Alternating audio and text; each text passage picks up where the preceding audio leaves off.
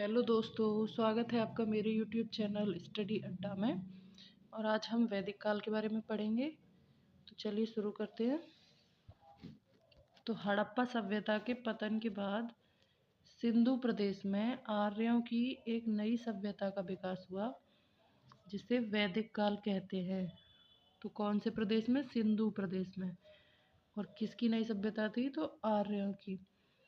कौन सी नदी के तट पर हुई थी? सरस्वती नदी के तट पर।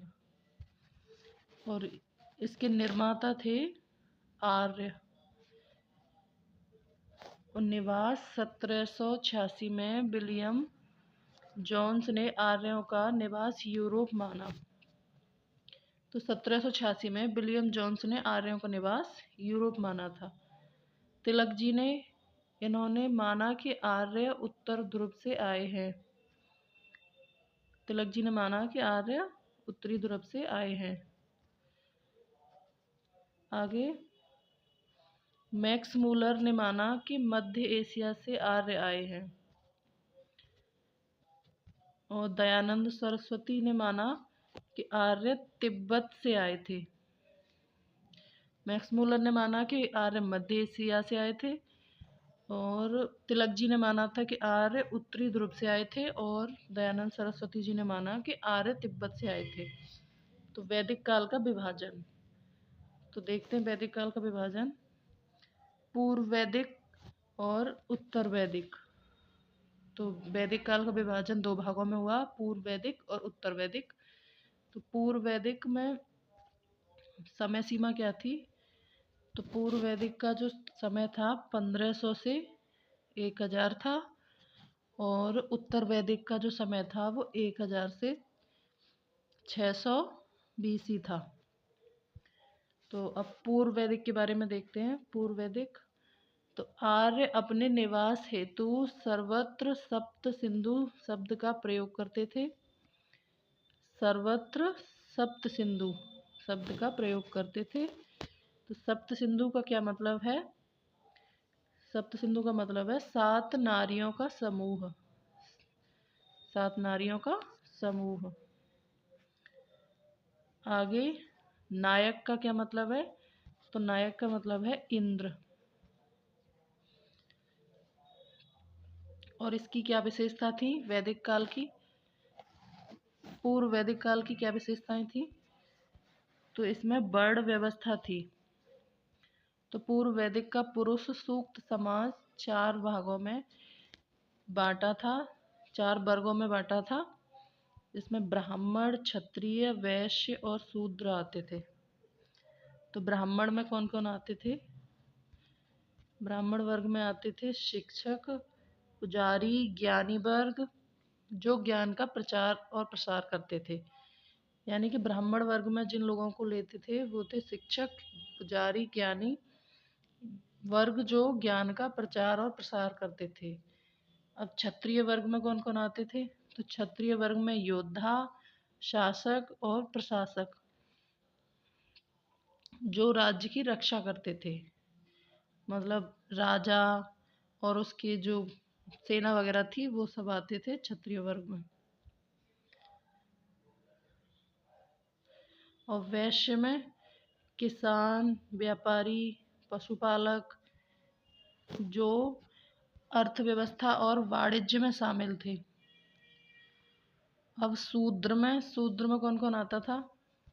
तो शूद्र वर्ग में आते थे मजदूर, सेवक, कारीगर, जो तीनों वर्गों की अन्य तीनों वर्गों की सेवा व सहायता करते थे।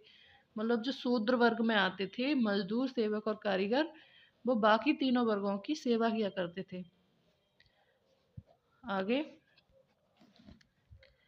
परिवार कैसे होते थे वैदिक काल में, पूर्व वैदिक काल में? तो यहाँ पे पितृसत्तात्मक परिवार होते थे। कैसे? पितृसत्तात्मक। और विवाह कैसे होते थे? तो यहाँ पे पवित्र संस्कार, एक विवाह प्रचलन और बहुविवाह निषेध था। तो आप एक से अधिक विवाह नहीं कर सकते, वो पूर्व वैदिक काल में निषेध था। नारी की स्थिति कैसी थी? तो नारी की स्थिति सम्मान, पर्दा प्रथा नहीं थी, और विधवा अपने मृतक पति के छोटे भाई से शादी कर सकती थी। यानी कि पूर्व वैदिक काल में नारी को सम्मान दिया जाता था और कोई भी पर्दा प्रथा नहीं थी। वहाँ पे उस टाइम अगर कोई औरत का पति मर जाता है तो वो उसके छोटे भाई से शादी करके खुशी खुशी रह सकती थी। और शिक्षा कैसी थी? तो गुरु का घर ही विद्यालय होता था। यानी कि उस टाइम गुरु का घर ही विद्यालय होता था, वहीं पे उसको सारी शिक्षा दी जाती थी। खान पान कैसा था वहाँ पूर्व वैदिक काल का? तो साधारण भोजन, पौष्टिक भोजन, दूध, दही, फल, सब्जी, मछली, पक्षी, जंतुओं का मांस, ये सारी चीज़ें खाते थे और सोमरस का सेवन करते थे। और वस्त्र आभूषण कैसे थे? तो सूती, ऊनी, मृग चर्म, साधारण वस्त्रों का प्रयोग। यानी कि सूती वस्त्र भी पहनते थे, ऊनी वस्त्र, सर्दियों के हिसाब से ऊनी वस्त्र भी पहनते थे, और मृग चर्म मतलब हिरन की चमड़ी से बनी हुई वस्त्र भी पहनते थे। आगे आमोद प्रमोद के साधन, यानी कि मनोरंजन के साधन। तो मनोरंजन के साधन क्या थे? मनोरंजन का प्रमुख साधन गायन व नृत्य, रथ दौड़ और घुड़दौड़ व अन्य क्रीड़ाएं थीं। आगे औषधियाँ, तो ऋग्वेद में चिकित्सकों का उल्लेख है, जड़ी बूटियों का औषधियों के रूप में प्रयोग किया जाता था। और उद्योग धंधे क्या थे? तो उद्योग धंधे कौन कौन से थे पूर्व वैदिक काल में? तो इसमें थे बढ़ई का काम, रथकार, लोहार, चर्मकार, शिल्पकार। उद्योग, छोटे उद्योग घरों में ही होते थे उस टाइम, जैसे कि चमड़े की चीज़ें चर्मकार बनाते थे, लोहार, बढ़ई, ये सारे अपने अपने घरों में छोटे छोटे स्तर पर सारे काम करते थे। आगे व्यापार, तो आंतरिक व बाह्य व्यापार तथा नापतोल भी थी उस टाइम। वस्तु विनिमय प्रणाली भी थी, यानी कि बाटा सिस्टम था। आगे कृषि, इस काल के लोगों का प्रमुख व्यवसाय खेती थी। हल, बैल, कृषि में उपयोग, दरांती, सारी चीज़ें उस टाइम थी। उस टाइम गेहूँ, चावल आदि की खेती की जाती थी। तो मेन जो फसल थी वो गेहूँ, चावल और जौ आदि की खेती होती थी। पशुपालन, पशुपालन में भेड़, बकरी, बैल, घोड़ा, ये सारी चीज़ें पाली जाती थी। आखेट में सुरक्षा एवं जीवन निर्वाह हेतु शिकार, तो आखेट में अपनी सेफ्टी के लिए भी और जीवन निर्वाह करने के लिए सारी चीज़ें सिखाई जाती थी। आगे उत्तर वैदिक काल, नंबर 2 उत्तर वैदिक काल। समय सीमा थी 1000 से 600 BC। और उस टाइम वेद कौन कौन से थे?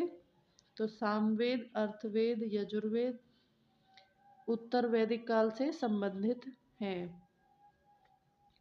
चित्रित दूषण, मृदभांड इसी काल की विशेषता थी। और पुराधात्विक साक्ष्य, तो सर्वप्रथम लौह उपकरण अतरंजी खेड़ा से प्राप्त हुए। तो सर्वप्रथम लौह उपकरण जो प्राप्त हुए थे वो अतरंजी खेड़ा से प्राप्त हुए थे। कहाँ से? अतरंजी खेड़ा। और साहित्यिक स्रोत, तो सामवेद, सामवेद से साहित्यिक स्रोत में संगीत व ऋग्वैदिक मंत्रों का गाने योग्य। और यजुर्वेद में यज्ञ विधि व कर्मकांड, यजुर्वेद में यज्ञ की विधियां और कर्मकांड के बारे में बताया गया है। अर्थवेद में भूत प्रेत टोना टोटका इस चीज के बारे में बताया गया है। और वेदयत्री तो ये ऋग्वेद, यजुर्वेद और सामवेद। ऋग्वेद, यजुर्वेद, सामवेद। आरण्यक में जंगल में लिखी गई रचना। आरण्यक क्या होता है? जंगल में लिखी गई रचना। इसकी विशेषता क्या थी उत्तर वैदिक काल की? तो अनाजों की बढ़ोतरी, जौ और गोधूम। और ऋग्वेद में सीता शब्द का अर्थ था हल रेखा। इसकी विशेषता थी अनाजों की बढ़ोतरी हुई उस टाइम, जैसे जौ को यब बोलते थे, गोधूम, और ऋग्वेद में सीता शब्द को हल रेखा बोलते थे। ऋग्वेद के शक्तिशाली जो देवता थे वो थे इंद्र। और वैदिक काल में मुद्रा का मानक था गाय। और ऋग्वेद में उल्लिखित एकमात्र धान्य वो था जौ। और पूषण किसके देवता थे? तो शूद्रों के देवता थे पूषण। ऋषत्यगोप किसे कहते हैं? तो वो कहते हैं वरुण को। और गायत्री मंत्र लिखा ऋग्वेद में। आगे नर्मदा घाटी,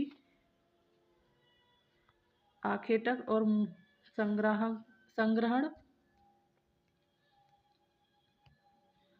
और बच्ची, आरंभिक गणतंत्र, गारो की पहाड़ियाँ, आरंभिक कृषि, मेघालय वाला क्षेत्र, और गंगा घाटी, प्रथम नगर, सिंधु और उसकी सहायक नदियाँ लगभग 2500 वर्ष पूर्व के शहर। और आर्यों का मूल निवास मैक्स मूलर के अनुसार मध्य एशिया था। आर्यों का निवास मैक्स मूलर के अनुसार मध्य एशिया था। और सरस्वती का प्राचीन नाम तो दवती नदी। झेलम नदी का प्राचीन नाम था विशास्ता। और वानप्रस्थ आश्रम का समय था 50 से 75 वर्ष। और ब्रह्मचर्य आश्रम का समय था वैदिक काल में तो 0 से 25 वर्ष। और गृहस्थ आश्रम का समय था 25 वर्ष से 50 वर्ष की आयु। और सन्यासी आश्रम का समय था 75 वर्ष से 100 वर्ष की आयु।